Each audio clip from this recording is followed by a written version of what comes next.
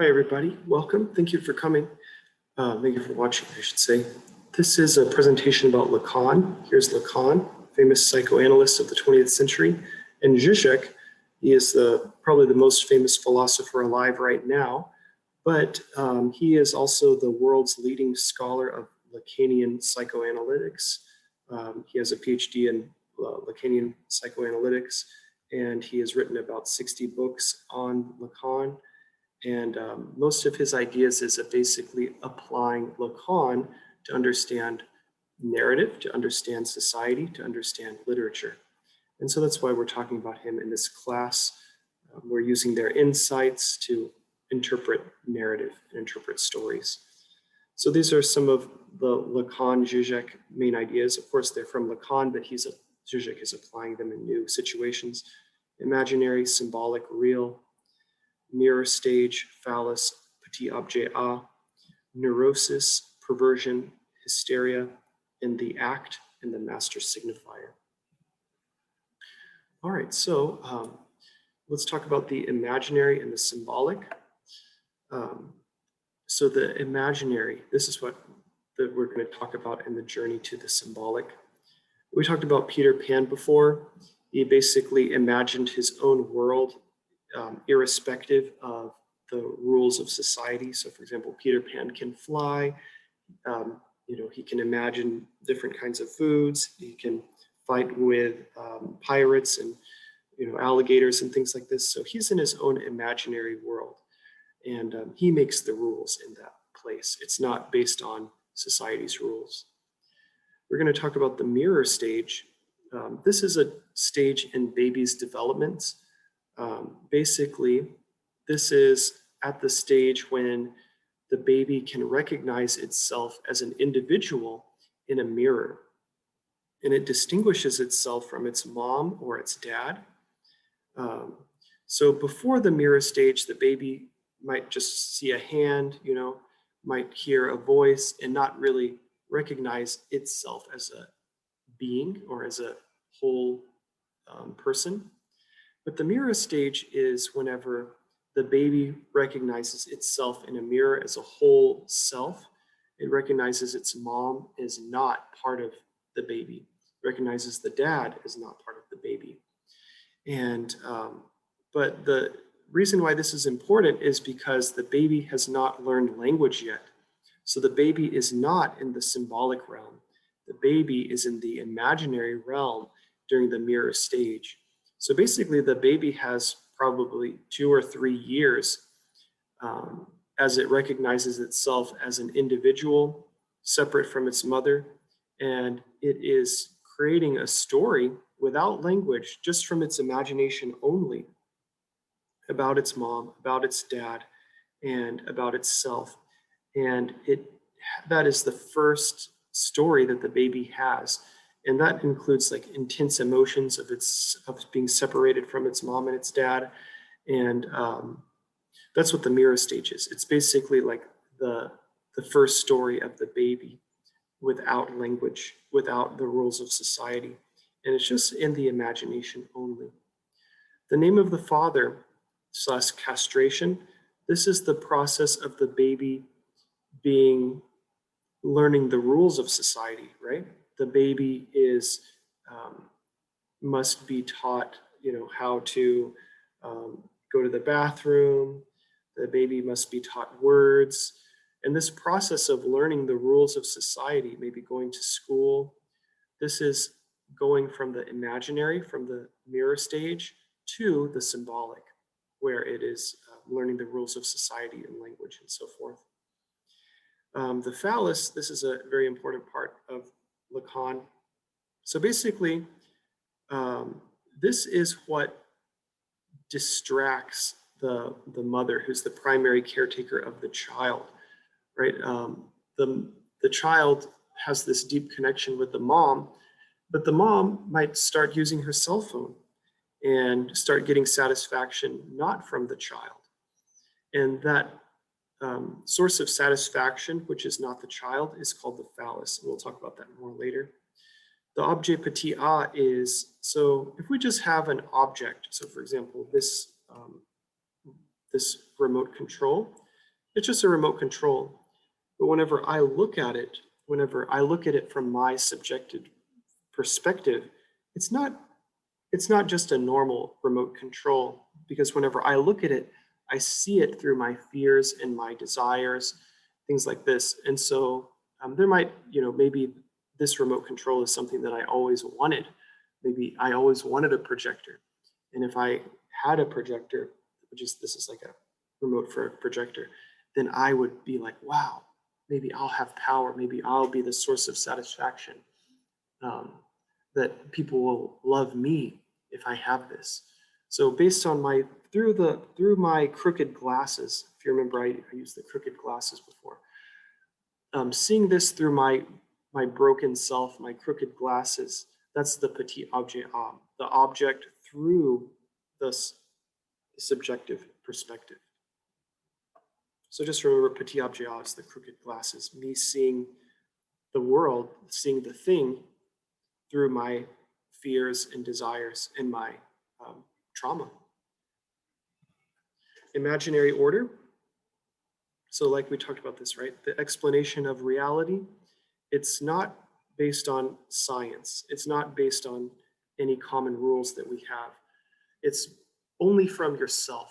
So the imaginary realm, like the baby, it's just making up, understanding the world only from its own knowledge, like Peter Pan also. He's just creating it from himself. But the imaginary order, the imaginary realm, this helps us explore, build, and grow. So it actually has benefits if we are, using our imagination to solve problems or to think about things. It helps us build ourselves and grow. The imaginary order, it's organized around immediate feelings, like how you feel at the time, and it's also based on our creative drive. So the imaginary order again, babies create their own idea of the world before language, right? That's when they're in the mirror stage, they're understanding the world. They are saying, okay, this is what the world is about. It's from themselves. Doctors imagine how to treat patients. So they're wondering, I wonder if this would work. I wonder if this would work. They're kind of imagining in their mind solutions to the problems. Peter Pan, projecting his own imaginary world, lives in a fantasy. So we'll talk about that in just a moment. So here's Peter Pan. In his world, in his imaginary world that he created, it's from himself, right? He can fly in this world. He is in charge, right? Because he created the rules. Since it's his imaginary rules, it's not based on the rules of society. If you're going to interact with him, you need to follow his rules. So, right, so these kids, they can fly. They can go to Neverland, which is his imaginary world. So Peter, in the imaginary world, rules are made up. They're not from science, not from society. Followers must live in a created fantasy, right? So if they're going to follow him, they can't, like the rules of society don't really apply. They just have to listen to Peter and rely on him. Denying Peter means leaving the fantasy. So if you say, no, Peter, that's not based on science. If you say that, you can't be in his world anymore because his world is from him. So what if Peter is wrong? What if Peter suddenly can't fly or something like that? Or, what if he tries to fly, but he can't? He won't understand his own mistakes because he is the source in his imaginary world. He'll become frustrated. He'll just make excuses. He'll say, oh, maybe I didn't have enough fairy dust, right? He says if he has fairy dust and he thinks of a good thought, he can fly. That's his rules. But that's obviously not true in our world. So he would just make excuse if he'd say, I got the wrong fairy dust, right? So he would create a new fantasy or a new explanation to make up for reasons that he's wrong. So his fantasy is going this way. Oh, it doesn't work, so I'll just make a new fantasy and go this way. That's what confabulation is. It's just like, you're not listening to the reality. You're just based on your own fantasy. All right, so what if there are two leaders of the imaginary are in conflict? So if there's two Peter Pans meet each other, what's going to happen? The conflict will just build and build until they kill each other. I think another example of this would be like Battle Royale, whenever Um, you know, kids, maybe they don't have enough knowledge about science or about taking care of themselves. They just are imagining what, they're in the imaginary realm. So they basically just fight each other, kill each other, because they're not, their fantasies are just hitting each other and they can't coexist well. So we talked a little bit about the mirror stage. No longer sees itself. This is when the baby no longer sees itself as fragmented. Maybe when the baby is first born, it's just like, oh, there's a hand. I don't know what that hand is. It's probably not my hand, but whoa, what is that? Or a cry. Ah, where did the cry come from? At the very beginning of the baby's development, it doesn't really see itself as a whole being. But there is a point where it recognizes itself as a unified image. It sees itself in the mirror and says, oh, that hand was me. Oh, that voice is my voice. It starts to recognize itself. And it recognizes itself different from others, like its mom or its dad. And it imagines itself as great. So part of the mirror stage is like, oh man, the world is around me, because it's in the imaginary realm. The rules, it's not based on society's rules, it's based on its imagination. So another part of the mirror stage is, of course, mommy loves me. I'm great, right? The baby thinks it's amazing. And of course the mommy loves me. Mom makes me feel happy too. So there's like this connection. And of course, that could be a dad too, could show lots of love to the child and be the primary caretaker too. But this is an important part of the mirror stage. The mom is a big source of love and comfort. Oh my gosh, but what happens whenever mommy is distracted? Daddy has something that I don't have, right? Maybe the mom is enjoying a basketball game with her husband and the baby's like, oh no, why are they watching basketball? I want her to watch me. Maybe they're watching some cool TV show, but I thought that mom loved me. And so the baby sees the mom having satisfaction, not from the baby. And so that makes the baby feel lonely or sad, maybe confused, because the baby thought, I'm great, right? Maybe mommy is distracted because of YouTube. Maybe she's watching her cell phone. Why does mommy love YouTube more than me? I know, I will become a YouTuber, then mommy will love me, right? The baby will start to think, well, I want that love again, right? So what should I do? Maybe I should become a YouTuber. YouTube is the source of satisfaction other than the baby. This is called the phallus, source of satisfaction other than the baby. The baby becomes fascinated by YouTube and will work hard to learn about YouTube. It will try to understand the hobbies of the mom, and maybe that will be the key to being loved and accepted. So mommy is distracted. Mommy loves daddy because he's a sailor, right? Maybe the baby will think, why does mom love daddy more than me? Maybe she's kissing him, she's not kissing me. Maybe it's because he's a sailor like Popeye. Maybe he knows how to use boats and that's why mommy loves him. So then the baby thinks, I will be a sailor too. Then I will be loved. So in this case, sailing is a different source of satisfaction, which is not the baby. That is the phallus. The baby will reach for it, try to become that phallus for someone else so that the baby can be the source of satisfaction. And maybe the baby will learn how to sail. So the name of the father, this is whenever the father interrupts the baby's imaginary fantasy. That could be because, right, this is interrupting the baby's fantasy, right? The mom sees the father and the father gets attention. And so because the father exists, the baby's fantasy is being interrupted, right?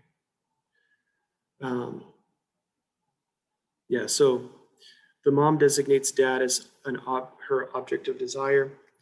Castration of the child, right? The child's imagination is not correct. The child realizes it's not perfect, it's not great.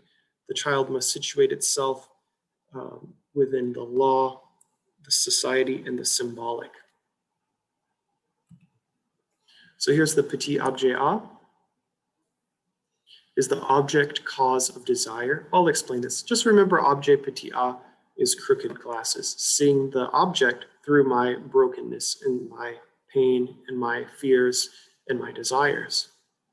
The baby sees the world through fears and desires.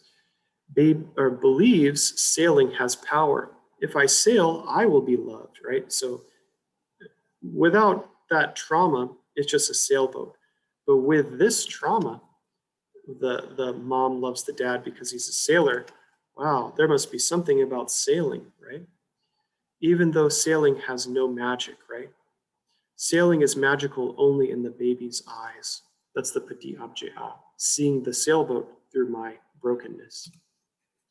Petit objet a, object cause of desire. The baby grows up to become a sailor, right? Because he thinks, if I'm a sailor, maybe someone will love me, right? Because sailing must be the reason why mom loved dad more than me.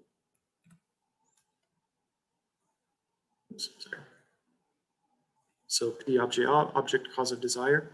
We search for these phallic fragments, right? This is the source of satisfaction other than the baby. We try to find that in fast cars, in cell phones, in potential mates, that trying to get that source of becoming that source of love and becoming that source of desire for someone that creates us to be, that causes us to be creative. It causes us to perfect our skills. It causes us to earn money and chase beauty. So we might remember this example from our classwork, the anorexic perspective, right? Someone who just is obsessed with being thin, wants to be very, very thin, that they don't eat. That's a big eating disorder. She says, I want to be thin. Because thin, from the objet petit a, from this broken perspective, I want to be thin. Thin means in control, happy, like when I was 7 years old, pure and powerful, like that child, not with these fat blobs. So the baby might see the fat, or not baby, but now it's growing up, maybe a teenager might see the fat and say, oh man, this fat is disgusting. I'm no longer happy. I'm no longer in control. I'm no longer pure like I was when I was 7. And so it's seeing the 7-year-old self as like pure and happy. And it's seeing itself now as fat and ugly. So anyway, that's the petit objet a from our lens. So here's the object cause of desire. So right, whenever we see it straight forward, if you look at this painting straight forward, this is just a blob. There's not much significance to it. We don't really know what it is. But if you see it slanted, if you see it like this from our broken perspective, from our hurts, our pains, our fears, our desires, it becomes something else. Maybe you've seen this before. If you look sideways at this painting, this skull will appear. And because we look sideways from our perspective, it takes on a new meaning. So the objet petit a, object cause of desire, when viewed straight, right, not from the subjective point, it's nothing important. It's just a blob. It's unclear. It has no meaning. It's just a blob. We don't really see what it is. So petit objet a, object cause of desire, when slanted, when viewed slanted, it is no longer unclear. It takes shape in our slanted perspective, desires and fears, right? We have this kind of unusual glasses that we're wearing, and that makes just the blob turn into something that makes us afraid or maybe makes us want it, right? The objet petit a is the object viewed from the subject's slanted perspective. The I, the self, attaches extra meaning to the object. Right, so that, like I said before, it's this blob, when viewed straight, it's just a blob, it's not nothing. But whenever we see it sideways, slanted from our perspective, from our hurts and pains, oh my gosh, it becomes something scary. So here we go. Objet petit a, object cause of desire. Some small feature might make us believe it is special or extraordinary. Like Zizek often talks about Marilyn Monroe's mole, and that maybe it's that small thing that makes us say, wow, she's not a normal lady. She might be a very special and beautiful lady. maybe because she has that mole, we feel like, whoa, it's a special lady. It makes us feel sublime. Sublime is just like awesome, just like wow. It changes the thing into something awesome and sublime.